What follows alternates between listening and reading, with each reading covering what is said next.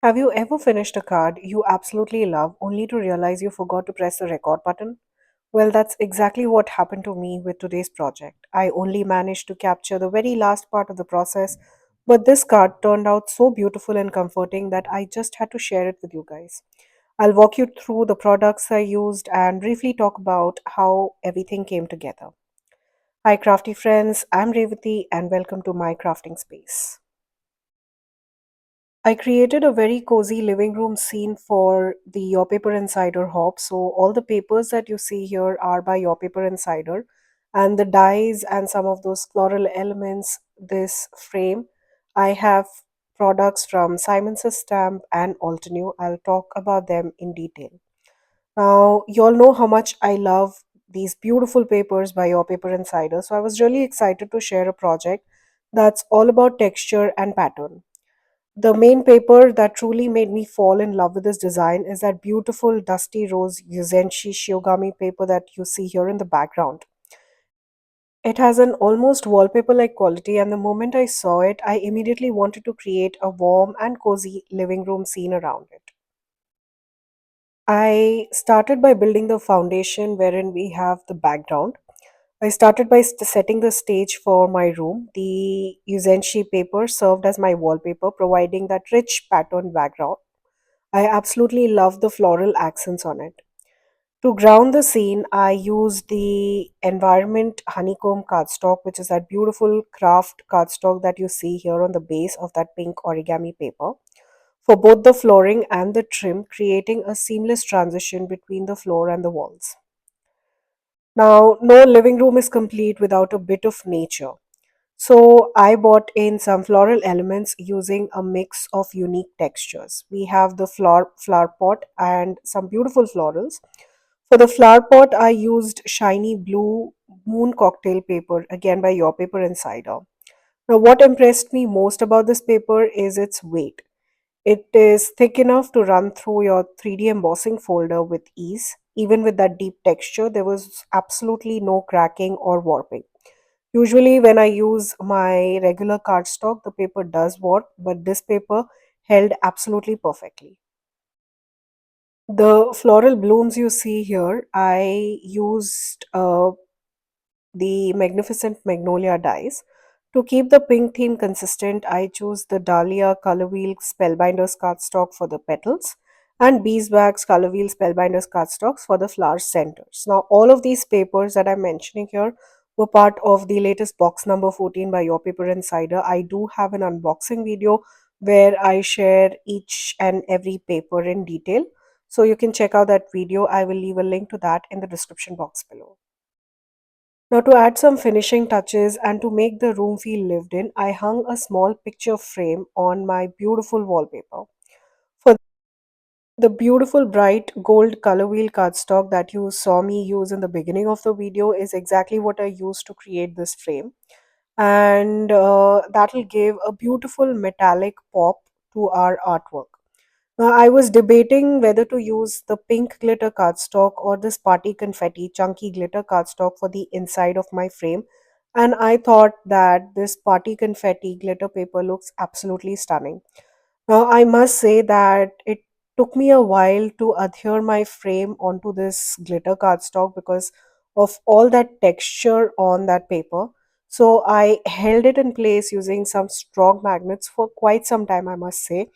In fact, I did go back in and add more of that liquid glue just to make sure everything holds in place properly. Now, this little tiny frame adds a perfect amount of sparkle and playfulness to our scene. While that frame was drying, I moved on to working on the sentiment for the card. So for this project, I chose a sentiment from the Illuminated Scenes set by Altenew that reads, "Sending you comfort and light," which I thought was absolutely perfect for this scene. Now, this particular set is part of the Craft Your Life project kit, and one of the things I really love about it that it comes with coordinating dies that cut out all those beautiful sentiments along with some beautiful decorative frames as well. Now, I stamped the sentiment onto a white piece of cardstock using VersaFine Onyx Black ink, and then I used the coordinating die to cut it out. To give it a little more dimension so it would stand out nicely against our background, I layered the die cut sentiment with three additional layers of white cardstock. This simple trick creates a subtle chipboard like thickness that adds a polished professional look to your finished card. You could also use some foam tape instead, but I prefer stacking up layers of die cuts over foam tape, especially when it comes to such thin strips of sentiments. Now, once the layering was done, I used a bit of liquid glue to adhere the sentiment right next to the floral element on my card front. Now, because the vase in the scene has quite a bit of texture, the part of the sentiment that overlaps the edge of the vase, I made sure to add quite a bit of that liquid glue and hold it securely in place using a small magnet on top of it to the section that overlaps the vase. While all the elements on the card front were drying, I bought in my glitter brush pen and added a touch of sparkle to all the petals. It's a subtle detail, but that little bit of shimmer really helps bring the flowers to life and add a beautiful finishing touch to our card. And if you know me, you know that how much I love my sparkle and shine on my card fronts. And this I felt was a perfect addition and perfect finishing touch to the card. Now there was slightly bit more of the glitter oozing out from my glitter brush pen, so I just took the tip of my microfiber cloth and cleaned off any of that excess glitter. Now, while I was adding the sparkle to the petals, I decided to quickly check if the glue on that frame had dried. So I gently lifted the frame just to see if everything was secure. As it turns out, the glue hadn't fully set yet, and I felt like the frame could use a little more adhesive to hold it firmly in place. So I carefully added another thin layer of glue along the edges and pressed the frame back down again. Now, this time I made sure to hold it in place for a much longer period so that the adhesive could really grab onto the surface. Once I was confident that everything had dried properly, I finally removed the magnets that were holding the pieces down, and with that, the frame stayed perfectly in place, revealing the finished card. I absolutely love how this card turned out, but I have to admit I was a little disappointed that I wasn't able to record the entire process.